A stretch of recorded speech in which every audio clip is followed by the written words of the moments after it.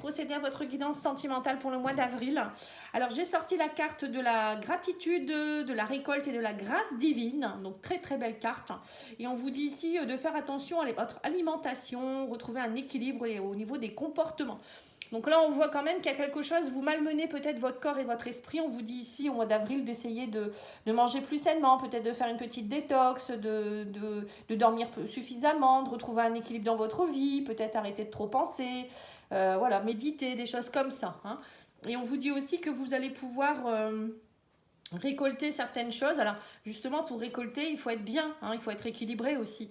Parce que si on est un peu bloqué ou on ne fait pas ce qu'il faut, on est fatigué, on est ronchon, et ben on ne va pas récolter de belles choses. Au contraire, on récolte du négatif, malheureusement. Hein. Donc là, on vous dit, vous allez pouvoir justement être dans la gratitude, remercier l'univers pour tout ce qui arrive pour vous. C'est comme s'il y avait une pluie d'abondance qui arrivait vers vous, une grâce divine. C'est très très beau. Donc on va les voir ici avec l'oracle, non, avec le tarot d'abord, excusez-moi. Allez, qu'est-ce qui vous dit le tarot pour le mois d'avril au niveau sentimental pour vous les Gémeaux? Alors, j'ai fait une petite vidéo d'introduction. Je ne sais pas si vous la verrez, je pense que vous la verrez, si on la voit tout de suite. Dites-moi ce que vous en pensez. Voilà, parce que c'est tout nouveau pour moi et j'aimerais bien avoir votre avis. Alors, on vous dit ici le 7 de denier et... Vous avez la tempérance. Donc voilà, la tempérance, c'est encore une question d'équilibre, hein, d'ajuster les choses, d'être en paix, en patience aussi. Vous voyez, la paix, c'est aussi la paix par rapport aux émotions aussi pour certains. Hein. Être dans le calme intérieur, des relations harmonieuses. Peut-être aussi, on vous dit ici quelque chose en rapport avec des âmes sœurs. On parle de sérénité aussi. Il y a peut-être une âme sœur qui arrive vers vous également, qui va venir vous aider aussi à... C'est peut-être ça aussi, la bénédiction et la récolte. Hein. Et là, on vous parle avec le 7 de denier que vous allez faire des investissements. C'est peut-être ça aussi, la récolte. Du coup, vous allez pouvoir investir. On vous dit qu'il y a des choses qui sont en train de se concrétiser, hein, de porter ses fruits. Vous avez beaucoup travaillé. Là, on vous dit vous allez récolter. Donc, on a 2 fois la récolte hein, pour vous. L'héritage, la culture, la croissance, la gestation, il y a des choses... Alors, là, c'est plus du sentimental relationnel. Donc, c'est peut-être des... À force de travailler, vous allez avoir peut-être plus de personnes qui vont vous remarquer, si c'est au niveau professionnel, au niveau amical ou sentimental, c'est peut-être plus de relations, des personnes qui vous correspondent, des personnes qui vont vous remercier, qui vont être proches de vous. En tout cas, on vous dit, soyez patient, il y a de belles choses qui arrivent vers vous. Hein. Allez, on va aller voir avec l'oracle d'Isawat.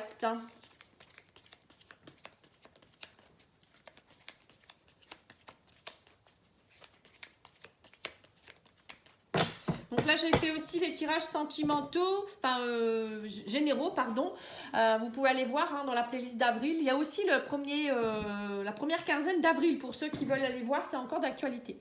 Alors, on vous dit ici qu'il va avoir le début de quelque chose au niveau d'une relation. On parle d'un coup de foudre ici. Il y a quelque chose qui est en train de démarrer, qui est en train de s'élever. Alors, peut-être une personne qui arrive vers vous. Hein. On me parle aussi de coup de foudre, hein, carrément. Hein. Alors, on vous dit que ça y est, vous êtes plus en alignement et avec plus de sagesse aussi, hein, on vous dit ici. Il y a un nouveau départ qui se met en place pour vous. On me dit que vous allez prendre des risques. Vous êtes dans une énergie nouvelle, là. On sent qu'il y a plus de sagesse. On me dit il y a un alignement qui s'est mis en place. Vous allez attirer ce que vous avez aussi semé. Hein, c'est ça, là, aussi, l'abondance, le fait de récolter, hein. Là, on vous dit qu'il y a quelque chose qui, enfin, vous avez fait vos cartons, on vous dit ici. Pour certains, vous avez fait vos cartons avec le passé, vous avez su peut-être nettoyer et rejeter ce qui n'est plus bon pour vous, enfin, ou tout du moins prendre de la distance. Hein.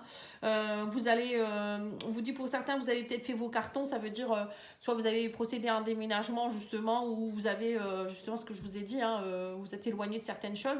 Vous êtes plus dans le lâcher prise aussi, dans la sagesse. Hein.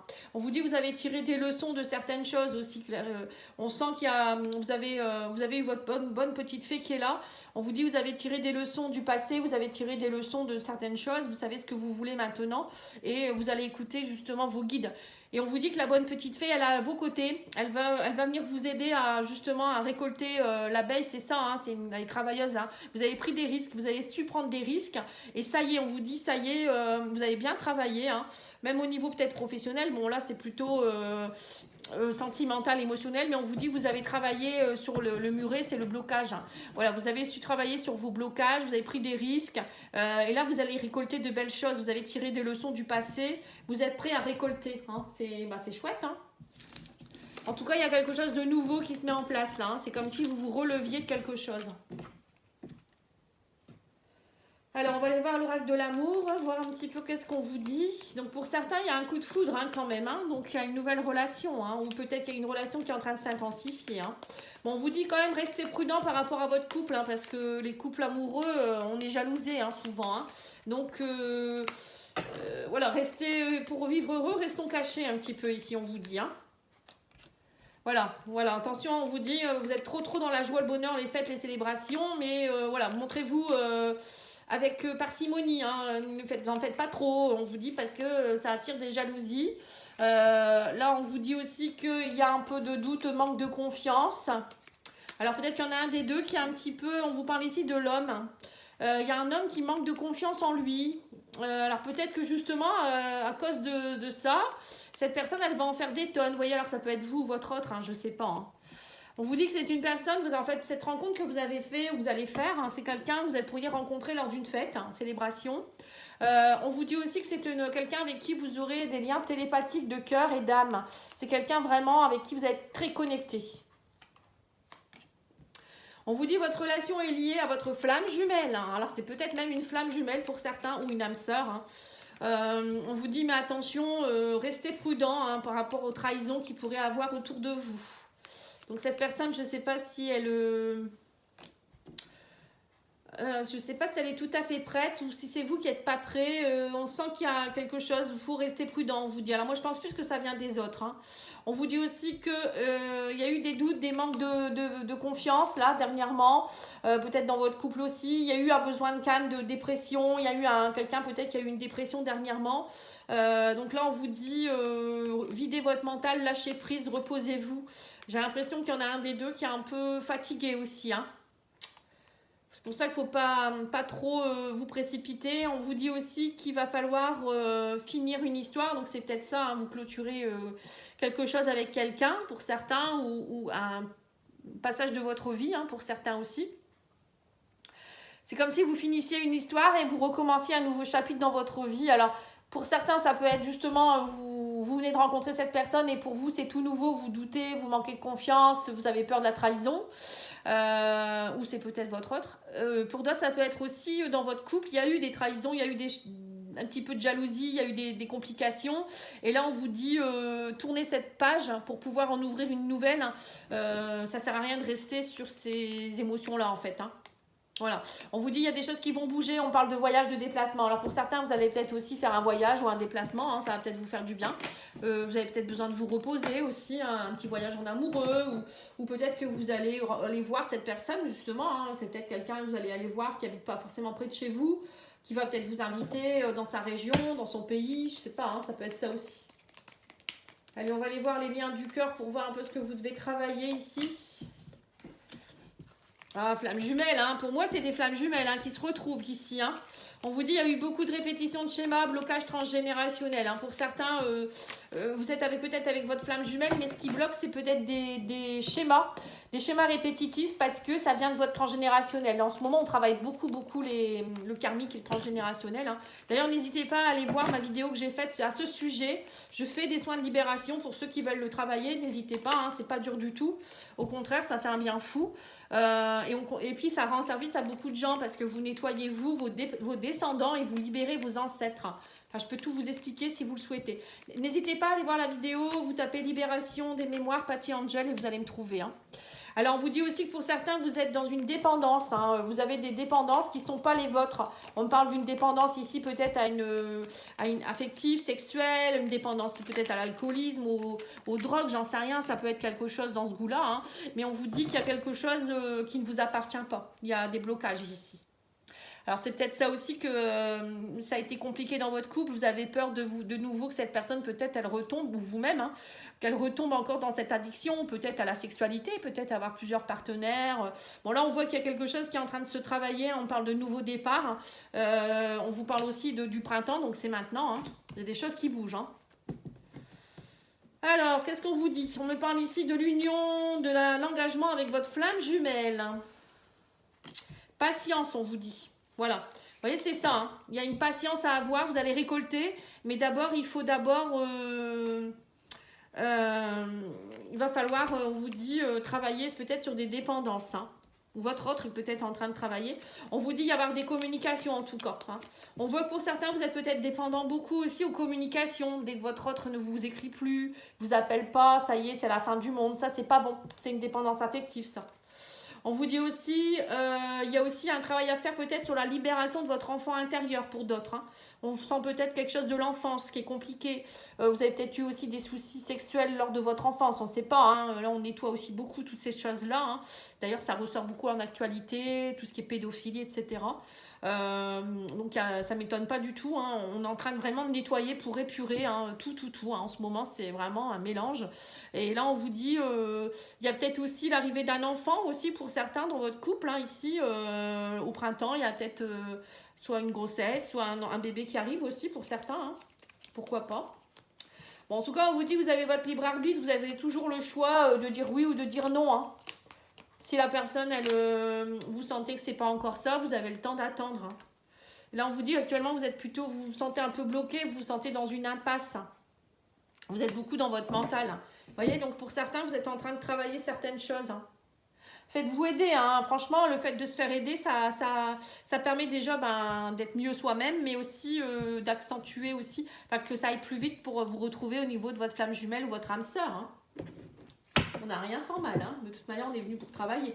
Et votre flamme jumelle, votre âme sœur, elle est là pour vous aider à ça, justement à vous faire prendre conscience de ce qui ne va pas. Donc profitez-en. Hein. Alors, qu'est-ce qu'on vous dit ici? La blessure de rejet. On vous dit quand mon pire ennemi, mon pire cauchemar, pardon, est l'attachement. Voilà, c'est ça.